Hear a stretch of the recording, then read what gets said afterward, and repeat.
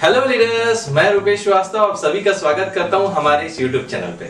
Friends, आज का ये वीडियो बहुत ही ज्यादा खास है। खास इसलिए है क्योंकि हम सभी नेटवर्क बिल्डर हैं और नेटवर्क बिल्डर में एक खास बात ये होनी चाहिए कि उन्हें लोगों का बॉडी लैंग्वेज पढ़ना आना चाहिए। फ्रेंड्स, अगर आप बॉडी लैंग्वेज पढ़ने में महारत हासिल कर लेते हैं तो आप अपने बिजनेस को कई गुना तक बढ़ा सकते हैं। तो आज के इस वीडियो में मैं आपको ऐसे तरीके बताऊंगा जिससे आप लोगों के बॉडी लैंग्वेजेस को समझ सकते हैं और समझने के साथ साथ आप ये भांप सकते हैं कि अगला आपके लिए क्या सोच रहा है या उसके दिमाग में चल क्या रहा है। अगर ये सीख जाएंगे तो नो डाउट आप अपने बिजनेस को बहुत तेजी से आगे बढ़ा सकते हैं। तो इस वीडियो को आप लास्ट तक देखते रहिए। So let's begin. हर भाषा की तरह बॉडी लैंग्वेज भी शब्दों, वाक्यों, वाक्यांशों और विरामों से मिलकर बनती है। हर सिंबल एक अकेला वर्ड है जिसके कई अलग अलग अर्थ हो सकते हैं। जब आप एक शब्द को दूसरे शब्दों के साथ एक वाक्य में रखते हैं तभी आप पूरी तरह इसका अर्थ समझ सकते हैं। जब हम लोगों के बीच हों या लोगों के सामने हम अपना प्रेजेंटेशन दिखा रहे हों तब उस समय हमें लोगों के एक्शन को, लोगों के सिंबल को समझने की ज़रूरत है।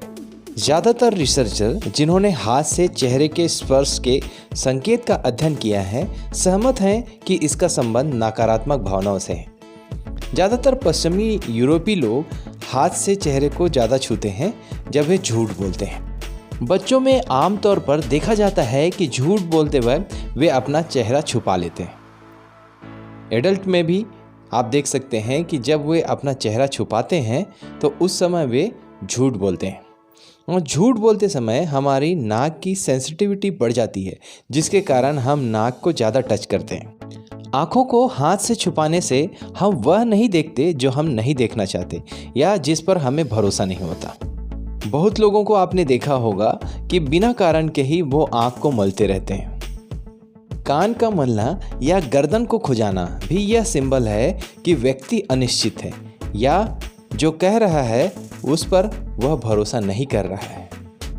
अगर आपके प्रेजेंटेशन के दौरान कोई व्यक्ति हाथ से चेहरे को बार बार टच कर रहा है तो वहाँ पर आप पूछ सकते हैं। मुझे लगता है कि आप कोई सवाल पूछना चाहते हैं, क्या आप बताएंगे कि आपका सवाल क्या है?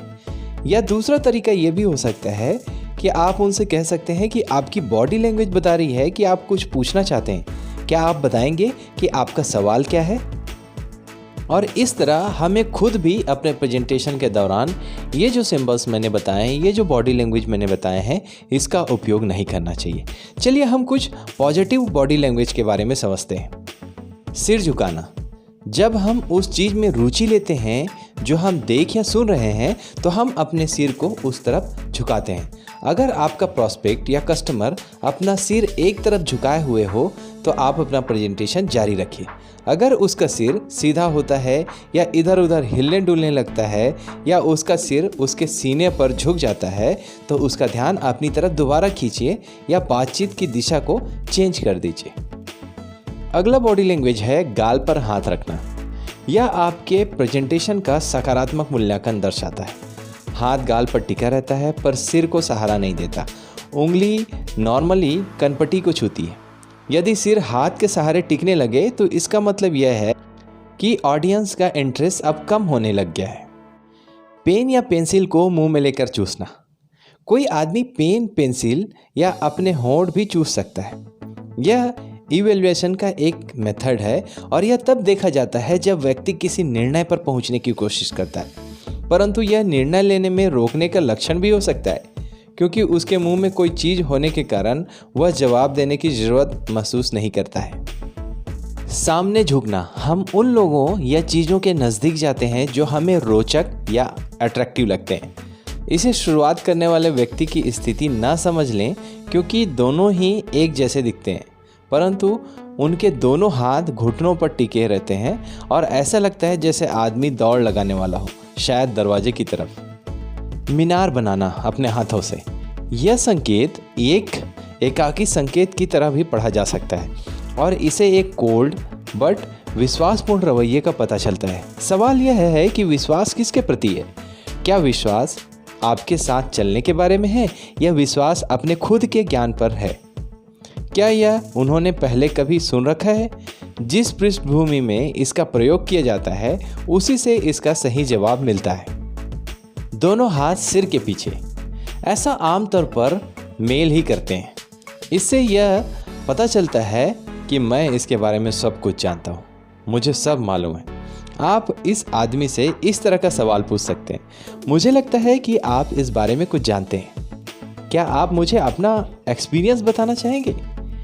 इसका रिजल्ट या तो सहयोगपूर्ण हो सकता है या वाद विवाद होगा, जो इस बात पर डिपेंड करता है कि यह सिंबल किस पृष्ठभूमि पर दिया गया है। चलिए अब हम बात करते हैं कुछ निगेटिव बॉडी लैंग्वेजेस के बारे में। आलोचनात्मक मूल्यांकन, यह संकेत काफ़ी इस्तेमाल होता है और इससे ऑडियंस के आलोचनात्मक विचारों का प्रदर्शन होता है। तर्जनी उंगली गाल के ऊपर टिकी रहती है, अंगूठा ठुड्डी को सहारा देता है और मध्यमा उंगली या तो मुंह पर या मुंह के आसपास होती है। आपका विचार क्या है? इस तरह का सवाल उस व्यक्ति की भावनाओं को सामने ला सकता है।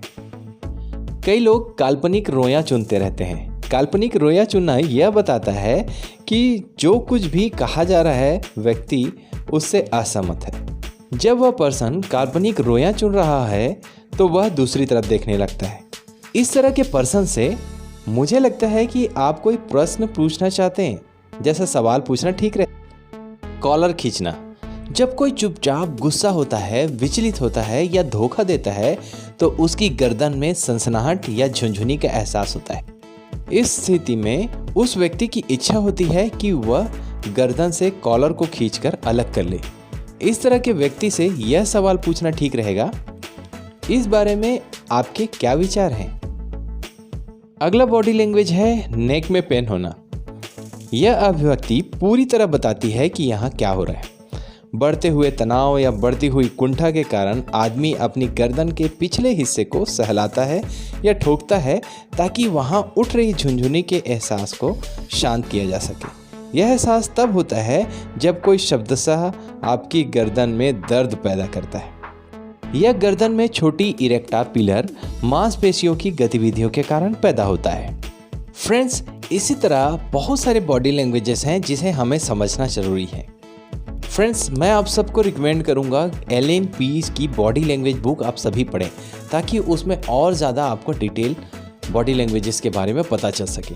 फ्रेंड्स, अगर मेरा ये वीडियो आपको पसंद आया है तो प्लीज़ लाइक करें, शेयर करें, और अगर अभी तक आपने मेरे इस चैनल को सब्सक्राइब नहीं किया है तो please subscribe my channel. And last